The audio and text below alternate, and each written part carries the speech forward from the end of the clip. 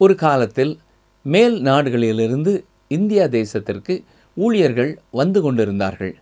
இந்நாட்களிலே நம்முடைய தேசத்திலிருந்தும் சுசேஷத்தை சொல்வதற்காக பல்வேறு இடங்களுக்கு ஊழியர்கள் சென்று கொண்டிருக்கிற நிலைமையை இன்றைக்கு நாம் பார்க்கிறோம்.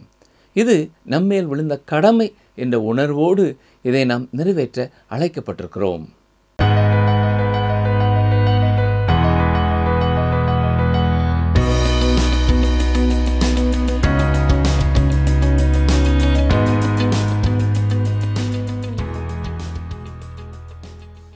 கிறிஸ்துவுக்குள் அன்பான TWR வேத ஆராய்ச்சி நேயர்களை இயேசு கிறிஸ்துவின் இனிய நாமத்தினாலே வாழ்த்துகிறோம். நாம் கடந்த செய்திகளிலே ரோமர் 15ஆம் அதிகாரம் 19ஆம் வசனங்கள் வரை கற்றுக்கொண்டோம். அந்த பாடத்திலே ஒரு மனிதன் கர்த்தராகிய இயேசு கிறிஸ்துவை விசுவாசித்து அவரோடு ஐக்கியம் கொள்ளும் பொழுது அவன் ஜாதி வித்தியாசம் பார்க்க மாட்டான் என்றும், கிறிஸ்து ஜாதிகளில் வேறுபாடு பார்க்காமல் அவரை விசுவாசிக்கிற எல்லாரையும் அவர் ஏற்றுக்கொள்கிறார் என்றும், தேவன் மிக தெளிவாக புறஜாதியாரும் இயேசுவண்டை வர வேண்டும் என்கிற குறிக்கோளை கொண்டவராக இருந்தார் என்றும், ரோமர் நிருபம் ஒரு விசுவாசியை விசுவாசத்தில் ஆழமான நிலைக்கு நிறுத்துகிறதாக இருக்கிறது என்றும் கற்றுக்கொண்டோம். இன்று நாம் ரோமர் 15ஆம் அதிகாரம் 20ஆம் வசனம் முதல் 29ஆம் வசனங்கள் வரை கற்றுக்கொள்ளப் போகிறோம். இந்த பாடத்திலே நாம் கற்றுக்கொள்ளப் போவது என்ன? ஒரு உண்மையான ஊழியனுக்கு அடையாளம் எது? ரோம திருச்சபையை ஸ்தாபித்தது யார்? பவுல் எருசலேமிற்கு சென்றது கர்த்தருடைய சித்தமா? ஆழமாக கற்றுக்கொள்ள தொடர்ந்து எங்களுடன் இணைந்திருங்கள். டிரான்ஸ்வர் ரேடியோவின் இந்த நிகழ்ச்சிகளை தவறாமல் கேட்டு வருகிற ஒவ்வொருவருக்காகவும் கர்த்தரை துதிக்கிறோம். அநேகர் இந்த நிகழ்ச்சியை கேட்க வேண்டும் என்பதற்காக நீங்கள் எடுக்கிற முயற்சிகளுக்காக கர்த்தர் உங்களை ஆசீர்வதிப்பாராக. இதை கேட்கிற ஒவ்வொருவரும் தங்களை படைத்த தேவனை குறித்தும் தங்கள் தனிப்பட்ட வாழ்க்கையிலே அவர் வைத்திருக்கும் நோக்கத்தை குறித்தும் அறிந்து கொள்ளவும் அவருக்கு பிரியமாய் வாழவும் தொடர்ந்து வேண்டிக் கொள்ளுங்கள். இன்று நாம் ரோமர் 15ஆம் அதிகாரம் 20ஆம் வசனம் முதல் சிந்திக்கப் போகிறோம். வாசிக்கிறேன். ரோமர் 15, 20, 21 வசனங்கள். மேலும் அவருடைய செய்தியை அறியாதிருக்கிறவர்கள் காண்பார்கள் என்றும் கேள்விப்படாதிருந்தவர்கள் உணர்ந்து கொள்வார்கள் என்றும் எழுதியிருக்கிறபடியே நான் மற்றொருவனுடைய அஸ்திவாரத்தின் மேல் கட்டாதபடிக்கு கிறிஸ்துவினுடைய நாமம் சொல்லப்பட்டிராத இடங்களில் சுசேஷத்தை அறிவிக்கும்படி நாடுகிறேன். அப்போஸ்தலனாகிய பவுலை நாம் பாராட்ட வேண்டிய ஒரு காரியம் இது. இந்த காரணத்தினாலேயே அவர் புதிய புதிய இடங்களுக்கு சுசேஷத்தை சுமந்து சென்றார். ஏற்கனவே ஒரு திருச்சபை இருக்கிற இடத்திற்கோ அல்லது மற்றொருவர் ஊழியத்திற்கு சென்ற இடத்திற்கோ அவர் செல்லவில்லை. சுவிசேஷகன் என்ற வார்த்தைக்கு ஏற்ப தனது பணியை செய்தார். அவர் ஒரு பட்டணத்திற்கு செல்ல முன்பதாக அங்கே ஆயத்த பணிகளை கவனிப்பதற்காக எந்த ஒரு குழுவும் அங்கே போகவில்லை. அவர் ஒரு பட்டணத்திற்குள்ளே செல்லும் பொழுது யாரும் அவரை வரவேற்கவில்லை. அந்த பட்டணத்தின் மேயரோ தலையாரியோ அங்கே இல்லை. பல வேளைகளிலே காவல் அதிகாரிகளே அவரை சந்தித்திருக்கிறார்கள். ஏனென்றால் அவரை கைது செய்து சிறையில் அடைப்பதற்காக. அப்போஸ்தலர்கள் இந்த அஸ்திவார பணியை செய்ததினாலே விசுவாசிகள் இந்த அப்போஸ்தலர்கள் யார் என்றும் யாருடைய பேச்சை அவர்கள் கேட்டுக்கொண்டிருக்கிறார்கள் என்பதையும் அறிந்தவர்களாய் இருந்தார்கள். அப்போஸ்தலர்களுக்கென்று தேவன் கொடுத்த தகுதி பவுலுக்கு இருந்தது. பவுலை குறித்தும் பர்னபாவை குறித்தும் சொல்லும் பொழுது அப்போஸ்தலர் 14ஆம் அதிகாரம் 3ஆம் வசனத்திலே அவர்கள் அங்கே அநேக நாள் சஞ்சரித்து கர்த்தரை முன்னிட்டு தைரியம் உள்ளவர்களாய் போதகம் பண்ணினார்கள். அவர் தமது கிருபையுள்ள வசனத்திற்கு சாட்சியாக அடையாளங்களும் அற்புதங்களும் அவர்கள் கைகளால் செய்யப்படும்படி அனுக்கிரகம் பண்ணினார். அப்போஸ்தலர் ஊழியத்திற்கு இந்த அற்புதங்களும் அடையாளங்களும் தேவையானதாக இருக்கிறது. அன்றைக்கு அவர்கள் ஒரு வேத புத்தகத்தோடோ அல்லது புதிய ஏற்பாட்டு புத்தகத்தோடோ பிரசங்கிக்க செல்லவில்லை. அவர்கள் செய்த அற்புதங்களும் அடையாளங்களுமே அவர்களுக்கு சாட்சிகள். ஆனாலும் புதிய ஏற்பாட்டின் பின்னான காலங்களிலே கூட இந்த அற்புதங்களும் அடையாளங்களும் அவர்கள் அப்போஸ்தலர்கள் என்பதற்கு சாட்சியாக இருக்கவில்லை. உதாரணமாக அப்போஸ்தலனாகிய யோவானை பார்ப்பீர்கள் என்றால் அவர் மிக தெளிவாக இதை குறித்து எழுதியிருக்கிறார். பாருங்கள், 2 யோவான் 10ஆம் வசனம். ஒருவன் உங்களிடத்தில் வந்து இந்த உபதேசத்தை கொண்டு வராமல் இருந்தால் அவனை உங்கள் வீட்டிலே ஏற்றுக்கொள்ளாமலும் அவனுக்கு வாழ்த்துதல் சொல்லாமலும் இருங்கள். உண்மையான தேவனுடைய மனிதனுக்கு அடையாளம் சரியான வேத சித்தாந்தம். பிரியமானவர்களே, இன்றைக்கும் அடையாளங்களும் அற்புதங்களும் ஒரு உண்மையான ஊழியனுக்கு அடையாளம் அல்ல. சரியான வேத சித்தாந்தமே அடையாளம். இந்நாட்களிலே பரிசுத்த ஆவியானவருடைய இயக்கம் உலகத்திலே காணப்பட்டாலும் பிசாசின் இயக்கங்களையும் நாம் பார்க்கலாம். சாத்தானும் துரிதமாக செயல்பட்டு கொண்டிருக்கிறான். அநேகர் தவறான போதனையிலே விழுந்து போகிறார்கள். எனவேதான் அப்போஸ்தலனாகிய பவுல், தேவனுடைய ராஜ்யம் என்பது புசிப்பும் குடிப்பும் அல்ல, அற்புதங்களும் அடையாளங்களும் அல்ல, வெளிப்பிரகாரமான எந்த ஒரு காரியமும் அல்ல, அது தேவன் தரும் நீதியே என்பதை தெளிவுபடுத்துகிறார். இன்றைக்கும் இயேசுவின் பெயரிலே கூடுகிற சில கூட்டங்களிலே தவறான பாலுறவு முறைகள் அவருடைய வாழ்க்கை முறையாக இருக்கிறது. அவர்கள் தேவனுக்காக வாழுகிறதில்லை. ஆனால் சில வெளிப்படையான அடையாளங்களை குறித்து மட்டும் அவர்கள் பேசுவார்கள். சிலர் புரியாத மொழிகளிலே பேசலாம், ஆனால் அவருடைய வாழ்க்கை சுத்தமானதாக இல்லை. அருமையான சகோதரனை சகோதரியே, நம்முடைய நாவு சுத்தமுள்ளதாக உண்மை பேசுகிறதாக இருக்கட்டும். கர்த்தர் உங்கள் வாழ்க்கைக்குள்ளே வருவார் என்றால் அவர் உங்கள் வாழ்க்கையை சுத்தம் பண்ணுவார். இன்றைக்கு சுத்த நாவை உடையவர்களும் சுத்த சுவிசேஷத்தை சரியாய் அறிவிக்கிறவர்களுமே தேவை. சுவிசேஷம் சென்றிராத இடங்களிலே அப்போஸ்தலனாகிய பவுல் சுவிசேஷத்தை எடுத்துச் சென்றார். ஏற்கனவே சுவிசேஷம் அறிவிக்கப்பட்ட இடத்திற்கு தான் செல்வதில்லை என்று பவுல் சொல்லுவார் என்றால், ரோம திருச்சபையை ஸ்தாபித்தது யார்? முக உரையிலேயும் இங்கேயும் நாம் பார்க்கிறது போல அவரே ரோம திருச்சபையின் அஸ்திவாரத்தை போட்டவர். ரோமர் 16ஆம் அதிகாரத்திலே ரோமாபுரியிலே அவருக்கு தெரிந்த சிலருடைய பெயர்களை சொல்லப் போகிறார். அவர்களை பவுலே கர்த்தரிடத்திலே வழிநடத்தினார் என்பது நமக்கு தெரிய வருகிறது. ரோம சாம்ராஜ்யத்தின் பல்வேறு இடங்களிலே அவர்கள் இருந்தபொழுது அவர்களை சந்தித்து கர்த்தருக்குள்ளே வழிநடத்தியிருக்கிறார். அப்படிப்பட்ட பலர் ரோமாபுரியிலே போய் குடியேறியிருக்கிறார்கள். அங்கே சென்ற பிறகு இயேசு கிறிஸ்துவின் பெயரிலே அவர்கள் ஒன்று கூடியிருக்கிறார்கள். அப்படி அவர்கள் கூடும் பொழுது பல முறை தங்களுக்கு அருமையான சகோதரனாகிய பவுலை குறித்து அவர்கள் பேசியிருப்பார்கள். அவர் நேரடியாக அங்கே செல்லாமலேயே ரோம திருச்சபையை உருவாக்கினார். எனவே இன்றும் கூட பவுல் அப்போஸ்தலனுடைய வாழ்க்கை குறித்து அதிகமாக பேசுகிறவர்கள் ரோம திருச்சபையினரே. அவருடைய செய்தியை அறியாதிருந்தவர்கள் காண்பார்கள் என்றும், கேள்விப்படாதிருந்தவர்கள் உணர்ந்து கொள்வார்கள் என்றும் 20ஆம் வசனத்திலே பவுல் சொல்லுகிற காரியம் ஏசாயா 52ஆம் அதிகாரம் 15ஆம் வசனத்திலே சொல்லப்பட்டிருக்கிறது. ஆவிக்குரிய வாழ்க்கையிலே பார்வையற்றவர்களாய் இருக்கிறவர்களுக்கு சுவிசேஷத்தை அறிவிப்பதிலே பவுல் மகிழ்ச்சி கொண்டார். பவுல் பேசி முடித்தவுடனே பலர் கூறியிருப்பார்கள், இப்பொழுது நான் புரிந்து கொள்கிறேன், நான் இயேசு கிறிஸ்துவை என்னுடைய இரட்சகராக ஏற்றுக்கொள்கிறேன் என்று கூறியிருப்பார்கள். அருமையான சகோதரனை சகோதரியே, கர்த்தராகிய இயேசு கிறிஸ்துவை நாம் அறிவிக்கும் பொழுது, அவரை மக்கள் விசுவாசிக்கும் பொழுது நமக்கு கிடைக்கிற சந்தோஷத்தைப் போல வேறு சந்தோஷம் எதுவும் இல்லை. ரோமர் 15:22 பாருங்கள். உங்களிடத்தில் வருகிறதற்கு இதனாலே அநேகம் தரம் தடைப்பட்டேன். அநேகம் தரம் தடைப்பட்டேன் என்று பவுல் கூறுகிறார் என்றால் நிச்சயமாக அவருடைய பாதையிலே பல தடங்கல்களை அவர் அனுபவித்தார் என்பது தெரிய வருகிறது. வசனங்கள் 23-24. இப்பொழுது இந்த திசைகளிலே எனக்கு இடமில்லாதபடியினாலும் உங்களிடத்தில் வரும்படி அநேக வருஷமாய் எனக்கு மிகுந்த விருப்பம் உண்டாயிருக்கிறபடியினாலும் நான் ஸ்பானியா தேசத்திற்கு பிரயாணம் பண்ணுகையில் உங்களிடத்தில் வந்து உங்களை கண்டுகொள்ளவும் உங்களிடத்தில் சற்று திருப்தியடைந்த பின்பு அவ்விடத்திற்கு உங்களால் வழிவிட்டு அனுப்பப்படவும் எனக்கு சமயம் கிடைக்கும் என்று நம்பியிருக்கிறேன். கிறிஸ்துவின் நற்செய்தியை ரோமாபுரிக்கும் கொண்டு வர வேண்டும் என்ற வாஞ்சை அவர் உள்ளத்திலே இருந்தது என்பது இந்த வசனங்களின் மூலமாக தெளிவாகிறது. ரோமாபுரி மட்டுமல்ல, ஸ்பானிய தேசத்திற்கும் அவர் சுவிசேஷத்தை கொண்டு செல்ல பொறுப்புள்ளவராய் இருக்கிறார் என்பதை உணர்ந்திருந்தார். ஆனால் அவர் வழக்கத்திற்கு மாறான ஒரு காரியத்தை இங்கே சொல்லுகிறார். இப்பொழுது இந்த திசைகளிலே எனக்கு இடமில்லாதபடியினால் என்கிறார். இவ்வாறு அவர் கூறுவதன் பொருள் என்ன? இந்த கடிதத்தை எழுதிய காலகட்டத்திலே அவர் இருந்த ரோம சாம்ராஜ்ய பகுதியிலே சுவிசேஷத்தை சொல்ல வாய்ப்பு இல்லை என்றா சொல்கிறார்? கதவுளெல்லாம் அவருக்கு அடைபட்டு விட்டதா? அல்லது அங்கே எல்லாரும் ரட்சிக்கப்பட்டு விட்டார்களா? அங்கே இருந்த எல்லா குக்கிராமங்களும் சுவிசேஷத்தினால் சந்திக்கப்பட்டு விட்டதா? ஆம் என்று சொல்லலாம். ஏனென்றால் அந்த சின்ன ஆசியா முழுவதிலேயும் சுவிசேஷம் மிக சிறந்த வகையிலே பிரசங்கிக்கப்பட்டது. யூதர்களும் யூதரல்லாத புறஜாதியாரும் சுவிசேஷத்தை கேட்டுவிட்டார்கள். இவ்வாறு கூறுவதனாலே எல்லாரும் மனம் திரும்பி விட்டார்கள் என்று சொல்ல முடியாது. அப்போஸ்தலனாகிய பவுல் அறிந்தவரை எல்லா பகுதிகளிலேயும் அவர் கூறிவிட்டார். அவர் மூலமாக கேட்டவர்களும் பல இடங்களுக்கு அதை அறிவிக்கும்படியாய் கடந்து சென்றிருந்தார்கள். இப்பொழுது அப்போஸ்தலனாகிய பவுல் புதிய பகுதிக்கு கடந்து செல்ல வேண்டும். அதற்கான மார்க்கத்தை தான் அவர் பார்த்து கொண்டிருக்கிறார். ரோம சாம்ராஜ்யத்தின் அடுத்த கரையை அவர் எட்டி பார்க்கிறார். எனவேதான் நான் ஸ்பானிய தேசத்திற்கு பிரயாணம் பண்ணுகையில் உங்களிடத்திலே வருவேன் என்று சொன்னார். இப்பொழுது சற்றே யோசித்து பாருங்கள். ரோமாபுரி வரை மட்டும் போய் சுவிசேஷத்தை சொன்னால் போதும் என்ற எண்ணம் அவருக்கு இல்லை. அதையும் தாண்டி சுசேஷத்தை கொண்டு செல்ல வேண்டும் என்ற வாஞ்சை எத்தனை ஆழமாக இருந்திருக்கிறது. எத்தனை அதிகமான கிராமங்களுக்கு செல்ல முடியுமோ, எத்தனை அதிகமான பட்டணங்களுக்கு செல்ல முடியுமோ அத்தனை அதிகமாய் அவர் செல்ல விரும்பினார். ரோமர் 15:25-26 வசனங்கள்.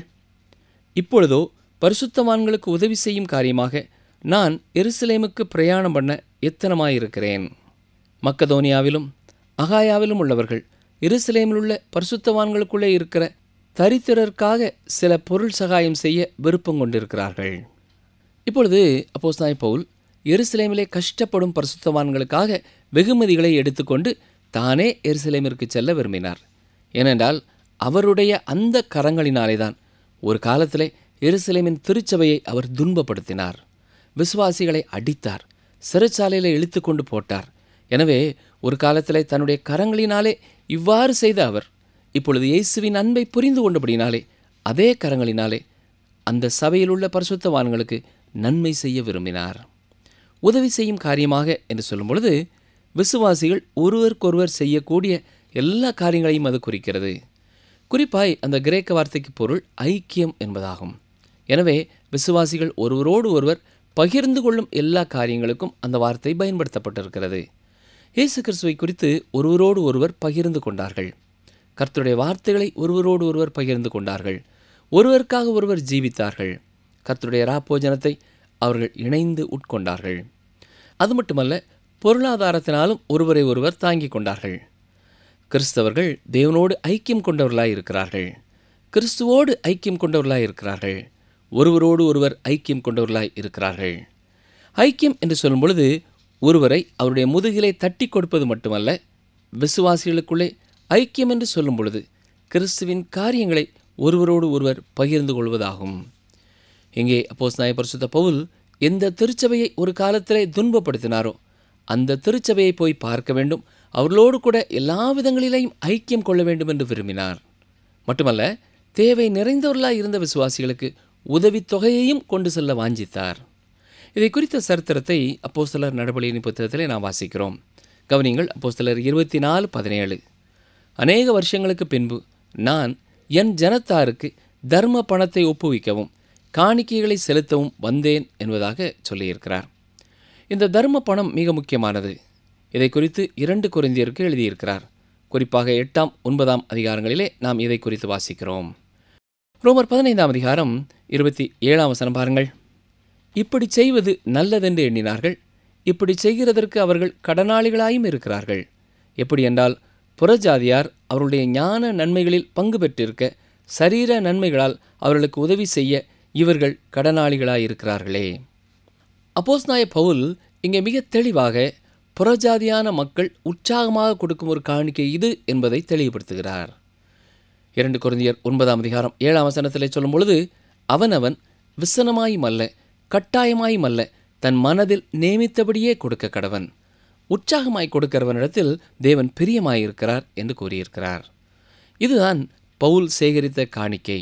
இது உற்சாகமாய் கொடுக்கிறவர்கள் மட்டுமே கொடுக்கும் ஒரு காணிக்கை என்பதை அவர் கூறியது மட்டுமல்ல, அவ்வாறு கொடுக்கிறவர்களிடத்திலே கர்த்தர் பிரியமாயிருக்கிறார் என்பதையும் நினைவுபடுத்தினார். இந்த புறஜாதியான விசுவாசிகள் யூத விசுவாசிகளுக்கு கொடுக்க கடமைப்பட்டவர்களாக இருக்கிறார்கள் என்பதை கூறுகிறார். ஏன் என்று கேட்கிறீர்களா? இந்த புறஜாதியான மக்கள் இஸ்ரவேலர் மூலமாகவே சுசேஷத்தை கேள்விப்பட்டார்கள். இயேசு கிறிஸ்து சொல்லும் பொழுது யோவான் 4:22 வசனத்திலே, நீங்கள் அறியாததை தொழுது கொள்கிறீர்கள், நாங்கள் அறிந்திருக்கிறதை தொழுது கொள்கிறோம், ஏனென்றால் ரட்சிப்பு யூதர்கள் வழியாய் வருகிறது என்று கூறியிருக்கிறார். கவனித்தீர்களா? சுவிசேஷம் எருசலேமிலே ஆரம்பமானது. எனவே மக்கதோனியா, அகாயா எல்லாம் எருசலேமிற்கு கடமைப்பட்டதாக இருக்கிறது. இப்பொழுது எருசலேமில் உள்ள பரிசுத்தவான்களில் சிலர் பண கஷ்டத்தில் இருக்கிறார்கள். அதற்கு ஒரு முக்கியமான காரணம் அன்றைய விசுவாசிகளுக்கு வந்த பாடுகள்தான். ஆவிக்குரிய வாழ்க்கையிலே எருசலேமின் மூலமாய் ஆசீர்வதிக்கப்பட்ட மக்கதோனியாவும் அகாயாவும் இப்பொழுது எருசலேமின் விசுவாசிகளுடைய தேவையை சந்திக்கிறதா இருக்கிறது. இப்பொழுது தாய் சபைக்கு உதவி செய்வதற்காக கிளை சபைகள் முன் வந்திருக்கிறது. இது இன்றைக்கும் உண்மையானதாக இருக்கிறது. ஒரு காலத்திலே மேலை நாடுகளிலிருந்து சுசேஷம் சொல்லும்படியாக இந்திய தேசத்திற்கு ஊழியர்கள் கடந்து வந்தார்கள். இந்நாட்களிலே நம்முடைய தேசத்திலிருந்தும் சுசேஷத்தை சொல்வதற்காக பல்வேறு இடங்களுக்கு ஊழியர்கள் கடந்து சென்று கொண்டிருக்கிற நிலைமையை நாம் பார்க்கிறோம். இது நம்மேல் விழுந்த கடமை என்ற உணர்வோடு இதை நாம் நிறைவேற்ற அழைக்கப்படுகிறோம். கர்த்தருடைய பணிக்காக மேல் நாடுகளுக்கு செல்கிற ஊழியர்களுக்காகவும் கருத்தோடு நாம் ஜெபிக்கவும் அவர்களை தாங்கவும் வேண்டியவர்களாயிருக்கிறோம். ரோமர் 15:28 இந்த காரியத்தை நான் நிறைவேற்றி இந்த பலனை அவர்கள் கையிலே பத்திரமாய் ஒப்புவித்த பின்பு உங்கள் ஊர் வழியாய் ஸ்பானியாவுக்கு போவேன். கவனித்தீர்களா? எருசலேம் திருச்சபை விசுவாசிகளுக்கு கொடுக்க வேண்டிய இந்த தொகையை குறித்த ஒரு பெரிய அக்கறை பவுலனுடைய வாழ்க்கையிலே இருந்திருக்கிறது. ஏற்கனவே நான் பார்த்தது போல தன்னுடைய சொந்த கைகளினாலே அந்த திருச்சபை துன்பப்பட்டபடியினாலே தானே இந்த உதவித்தொகையையும் அக்கறையோடு கொண்டு கொடுக்க அவர் விரும்பினார். ஆனால் பிரியமானவர்களே, இந்த பிரயாணத்திலே தான் எருசலேமிலே அவர் இருந்தபொழுது அவர் கைது செய்யப்பட்டார். சிலர் சொல்வார்கள், அப்போஸ்தலனாகிய பவுல் தேவனுடைய சித்தத்திற்கு வெளியே போய்விட்டார், எனவே தான் அவர் கைது செய்யப்பட்டார் என்று சொல்வார்கள். ஆனாலும் அவர் எருசலேமிற்கு சென்றது தேவனுடைய சித்தப்படியே என்பதை நாம் அறிந்து கொள்ளலாம். இதை குறித்து நாம் அப்போஸ்தலர் நடபடிகளிலே மிக தெளிவாக பார்க்கிறோம். ரோமர் 15:28 இந்த பலனை அவர்கள் கையிலே பத்திரமாய் ஒப்புவித்த பின்பு என்று சொல்லப்பட்டிருக்கிற வாக்கியத்திற்கு பொருள், எருசலேம் திருச்சபை மக்கள் சுவிசேஷ ஊழியத்தின் விளைவுகளை காண வேண்டும் என்பதை குறித்து பவுல் சொல்லுகிற ஒரு காரியமாயிருக்கலாம். அருமையான சகோதரனே, சகோதரியே, எந்த ஒரு கர்த்தருடைய ஊழியத்திற்காகவும் நாம் உதவி செய்யும் பொழுது உண்மையாகவே அவர்கள் என்ன செய்கிறார்கள் என்பதை அறிந்து நாம் செயல்பட வேண்டும். எந்த ஒரு கர்த்தருடைய பணிக்கும் நாம் கொடுக்கும் பொழுது 2 காரியங்களை தெளிவாக நாம் அறிந்து கொள்ள வேண்டும். அந்த ஊழியம் என்ன செய்கிறது, இரண்டாவதாக அநேகருடைய இருதயத்திற்கும் வாழ்க்கைக்கும் பிரயோஜனமாய் இருக்கும்படியாக அந்த ஊழியத்தின் மூலமாய் கர்த்தருடைய வார்த்தை கொடுக்கப்படுகிறதா? இந்த 2 காரியங்களையும் கவனித்துத்தான் நாம் எந்த பணிகளுக்கும் கொடுக்க வேண்டும். ஒருவேளை ஏன் என்று நீங்கள் கேட்கலாம். ஏனென்றால் கர்த்தருடைய பணிக்கென்று பணத்தை பெற்று தங்களுக்காகவும் தங்கள் சொந்த குடும்பத்திற்காகவும் மட்டும் அதை செலவு செய்கிறவர்களை குறித்தும் இன்று நாம் ஜாக்கிரதை உள்ளவர்களாய் இருக்க வேண்டியது இருக்கிறது. ரோமர் 15:29 நான் உங்களிடத்தில் வரும்பொழுது கிறிஸ்துவனுடைய சுசேஷத்தின் சம்பூர்ணமான ஆசீர்வாதத்தோடு வருவேன் என்று அறிந்திருக்கிறேன். அருமையானவர்களே, பவுல் கூறியது போலவே கிறிஸ்துவனுடைய சுசேஷத்தின் சம்பூர்ணமான ஆசீர்வாதத்தோடு அவர் ரோமாபுரிக்கு சென்றார். ஒருவேளை அவருடைய திட்டத்தின்படி ஸ்பானியா தேசத்திற்கு போகிற வழியிலே அவர் ரோமாபுரிக்கு செல்லவில்லை. ஆனால் தேவனுடைய சித்தத்தின்படி பல அதிகாரிகளுக்கு சுசேஷத்தை அறிவிக்கிறவராக அவர் எருசலேம் துவங்கி ரோமாபுரி வரை சென்றார். எனவே அவர் தர்ம பணத்தை எடுத்துக்கொண்டு எருசலேமிற்கு நேராக சென்றது தேவனுடைய சித்தத்திற்கு மாறானது என்று நாம் கூறவே முடியாது. மட்டுமல்ல, இது அப்போஸ்தலனாகிய பவுல் நினைத்தது போல ரோமர் 1:12 அவர் சொன்னது போல நல்ல பிரயாணம் என்று சொல்ல முடியாது. ஆனாலும் தேவன் அந்த பிரயாணத்தையும் பயன்படுத்தினார். கர்த்தருடைய பிள்ளைகளுடைய வாழ்க்கையிலே பிரச்சனைகள் வரும்பொழுது எல்லாமே இருளாய் தெரியும் பொழுது இது கர்த்தருடைய சித்தம்தானா என்று சந்தேகிப்பதற்கான வாய்ப்பு இருக்கிறது. ஆனால் பிரியமானவர்களே, உங்களுக்கு பிரச்சனைகள் இருக்கிறது, கஷ்டங்கள் இருக்கிறது, ஒரு அலசடிப்பட்ட உணர்வுள்ளவர்களாக இருக்கிறீர்கள் என்பதனாலே நீங்கள் கர்த்தருடைய சித்தத்திற்கு வெளியே இருக்கிறீர்கள் என்று கூற வேண்டிய அவசியமில்லை. சொல்லப்போனால் மிக அதிகமாக இப்பொழுதுதான் நீங்கள் கர்த்தருடைய சித்தத்தின் மையத்திலே இருக்கிறீர்கள் என்று சொல்லலாம். எந்த ஒரு கஷ்டமும் துன்பமும் இல்லாத ஒரு சூழ்நிலையிலே நீங்கள் இருக்கிறீர்கள் என்றால், எதுவுமே நிகழவில்லை என்று சொன்னால், ஒருவேளை நீங்கள் கர்த்தருடைய சித்தத்தின் உள்ளே இல்லாமல் அவருடைய சித்தத்திற்கு வெளியே இருக்கிறவர்களாயும் இருக்க வாய்ப்பு இருக்கிறது. பவுல் அப்போஸ்தலனுடைய தீராத ஆத்தும பசியை குறித்து இந்த பகுதியிலே நாம் தெளிவாக படித்தோம். ஏற்கனவே சுசேஷம் சொல்லப்பட்ட இடத்திலே என்னுடைய நேரத்தையும் காலத்தையும் நான் வீணாக்க விரும்பவில்லை. கர்த்தருடைய வார்த்தை சொல்லப்பட்டிராத இடங்களிலே வேறு ஒருவரும் செல்லாத இடங்களுக்கு சுசேஷம் அறிவிக்கப்பட வேண்டும் என்ற வாஞ்சை உள்ளவராய் அவர் இருந்தது போல இன்றைக்கும் வேறு எந்த விதத்திலேயும் சுசேஷம் சொல்லப்பட்டிராத இடங்களுக்கும் சுசேஷம் அனுப்பப்படும் காரியங்களிலே நாம் அக்கறை உள்ளவர்களாய் இருக்க வேண்டும். அதை குறித்து நீங்கள் ஆழமாய் சிந்திக்க துவங்குவீர்கள் என்றால், நீங்கள் இருக்கிற சூழ்நிலையிலே உங்களை சுற்றி இருக்கிறவர்களுக்கு நீங்கள் தான் சுசேஷத்தை கொடுக்க முடியும். உங்களுடைய வாழ்க்கையிலே கர்த்தர் செய்த நன்மைகளையும் ஆண்டவர் எவ்வளவு உங்களுக்கு உண்மை உள்ளவராக உங்களுக்கு போதுமானவராக இருக்கிறார் என்பதையும் வாய்ப்பு கிடைக்கும் பொழுதெல்லாம் மற்றவர்களோடு பகிர்ந்து கொள்ளுங்கள். உங்களுடைய தனிப்பட்ட வாழ்க்கையிலே பயனுள்ளதாக இருந்த புத்தகங்களையோ ஒலி நாடாக்களையோ அல்லது இந்த நிகழ்ச்சிகளையோ நீங்கள் மற்றவர்களுக்கு அறிமுகப்படுத்தலாம். ஆண்டவரே, நான் உம்மை நேசிக்கிறேன், மற்றவர்களுமை அறிந்து கொள்வதற்காக நான் என்ன செய்ய சித்தமாயிருக்கிறீர் என்று உண்மையான இருதயத்தோடு நீங்கள் கர்த்தரிடத்திலே ஜெபிப்பீர்கள் என்றால், நீங்கள் இருக்கிற சூழ்நிலையிலே நீங்கள் என்ன செய்ய வேண்டும் என்பதை அவரே உங்களுக்கு கற்றுத்தருவார். உங்களுடைய நேரத்தை எப்படி நீங்கள் ஊழியத்திற்காக பகிர்ந்து கொடுக்கலாம், உங்களுக்கு ஆண்டவர் கொடுத்திருக்கிற ஆசீர்வாதங்களை எப்படி அவருக்கென்று நீங்கள் பகிர்ந்து கொடுக்கலாம், எப்படி உங்கள் நேரத்தை நீங்கள் தியாகம் செய்து கர்த்தருடைய பணியை செய்ய முடியும், எப்படி ஆண்டவர் உங்களுக்கு கொடுத்திருக்கிற ஆசீர்வாதங்களை தியாகத்தோடு நீங்கள் கொடுக்க முடியும் என்பதை குறித்து அவரே உங்களோடு பேசுவார். அப்போஸ்தலனாகிய பவுலுடைய வாழ்க்கையிலே இருந்த பாரம் நமக்கும் எப்பொழுதும் இருக்கட்டும். இஸ்ரவேலர் ரட்சிக்கப்பட வேண்டும் என்பதே என் இருதயத்தின் விருப்பமும் நான் தேவனை நோக்கி செய்யும் விண்ணப்பமுமாய் இருக்கிறது என்று சொன்னவர் அதற்கேற்றபடி வாழ்க்கையிலே செயல்படுகிறவராய் இருந்தார். நாமும் நம்மை சுற்றி கவலையிலே இருக்கிறவர்கள், துக்கத்திலே இருக்கிறவர்கள், சமாதானம் இல்லாமல் இருக்கிறவர்கள் எப்படியாவது கர்த்தரின் ரட்சிப்பை குறித்து அறிந்து கொள்ள வேண்டும் என்ற வாஞ்சையோடும் ஜெபத்தோடும் செயல்படுவோம் என்றால் அதில் நித்திய விளைவுகளை நிச்சயமாக காண முடியும். அப்படிப்பட்ட கிருபையை கர்த்தர் தாமே உங்களுக்கும் தந்து உங்களை ஆசீர்வதிப்பாராக. ஜெபம் செய்வோம். கிருபை நிறைந்த நல்ல ஆண்டவரே, பவுல் அப்போஸ்தலனுடைய ஆத்ம பாரத்தை குறித்தும் அவருடைய ஊழியத்தை குறித்தும் நாங்கள் விபரமாக பார்த்தோம் ஐயா. அவருடைய பாரம் இன்றைக்கும் எங்களுடைய வாழ்க்கையிலே பிரதிபலிக்கத்தக்கதாக எங்களை நீர் மாற்றி அமைக்க வேண்டும் என்று கெஞ்சுகிறோம். உம்மை அறிகிற அறிவினாலும் உம்மை நாங்கள் நேசிக்கிற அன்பினாலும் மற்றவர்களை குறித்த அன்பும் அக்கறையும் உள்ளவர்களாக இந்த உலகத்திலே வாழ எங்களுக்கு அருள் செய்யும். யார் யார் ஆத்ம பாரத்தோடு கரிசனையோடு உம்முடைய வார்த்தைகளை விதைத்து கொண்டிருக்கிறார்களோ அவர்களுடைய முயற்சிகளிலே பலனை காண உதவி செய்யும். தன்னந்தனியாக பல ஆண்டுகளாக சின்ன சின்ன கிராமங்களிலேயும் கரிசனையோடு ஆத்ம பாரத்தோடு தங்களுக்கு கொடுக்கப்பட்டிருக்கிற அந்த வேலையை உண்மையோடும் உத்தமத்தோடும் செய்கிற ஒவ்வொரு சகோதரனுக்காகவும் சகோதரிக்காகவும் அவருடைய குடும்பங்களுக்காகவும் நாங்களுமே நன்றியோடு துதிக்கிறோம், உம்மை ஸ்தோத்திரிக்கிறோம். ஆண்டவரே, ஆத்ம பாரத்தோடு விதைக்கிற ஒவ்வொரு விதையும் 80 100 கனி தரும் என்று நாங்கள் விசுவாசிக்கிறோம். யாராவது இன்றைக்கு சோர்ந்து போய் இருப்பார்கள் என்றால், நான் இவ்வளவு காலம் இந்த இடத்திலே பணி செய்தும் என்ன பயன் என்ற கேள்விக்குறியோடு இருப்பார்கள் என்றால், நான் இத்தனை ஆண்டுகள் ஓய்வு நாள் பள்ளி எடுத்து என்ன பயன் என்ற துக்கத்தோடு இருப்பார்கள் என்றால், நான் எத்தனை ஊழியங்களுக்கு கொடுக்கிறேன், இதில் என்ன பலன் என்ற கேள்விக்குறியோடு இன்னும் சிலர் இருப்பார்கள் என்றால், ஆண்டவரே, அவர்களுடைய சித்தத்தின் மையத்திலே இருக்கிறார்கள். அவருடைய பணியின் விளைவை நீர் அவர்களுக்கு கொடுப்பீர் என்பதை குறித்த தெளிவையும் நிச்சயத்தையும் உறுதியையும் விசுவாசத்தையும் கொடுத்து உம்முடைய பிள்ளைகளை ஆசீர்வதிப்பீராக. இயேசு கிறிஸ்துவின் நாமத்தினாலே வேண்டிக் கொள்கிறோம் பிதாவே, ஆமேன். அன்பர்களே, இந்த நாளிலும் நாம் கற்றுக்கொண்டதை சற்றே திரும்பி பார்ப்போமா? நம்முடைய நாவு சுத்தமுள்ளதாக உண்மையை பேசுகிறதாக இருக்க வேண்டும். ஐக்கியம் என்பது கிறிஸ்துவின் காரியங்களை ஒருவரோடு ஒருவர் பகிர்ந்து கொள்வதாகும். கர்த்தருடைய ஊழியக்காரர்களுக்காக மேலை நாடுகளுக்கு செல்கிற ஊழியக்காரர்களுக்கு கருத்தோடு ஜெபிக்கவும் தாங்கவும் வேண்டும். நமக்கு பிரச்சனைகள் இருப்பதினால் கர்த்தருடைய சித்தத்திற்கு வெளியே இருக்கிறோம் என்பது பொருள் அல்ல. மீண்டும் அடுத்த நிகழ்ச்சியில் சந்திப்போம். கர்த்தர் உங்களை ஆசீர்வதிப்பாராக.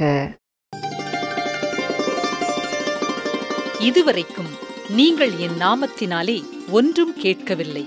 கேளுங்கள், அப்பொழுது உங்கள் சந்தோஷம் நிறைவாயிருக்கும்படி பெற்றுக்கொள்வீர்கள். யோவான் 16:24.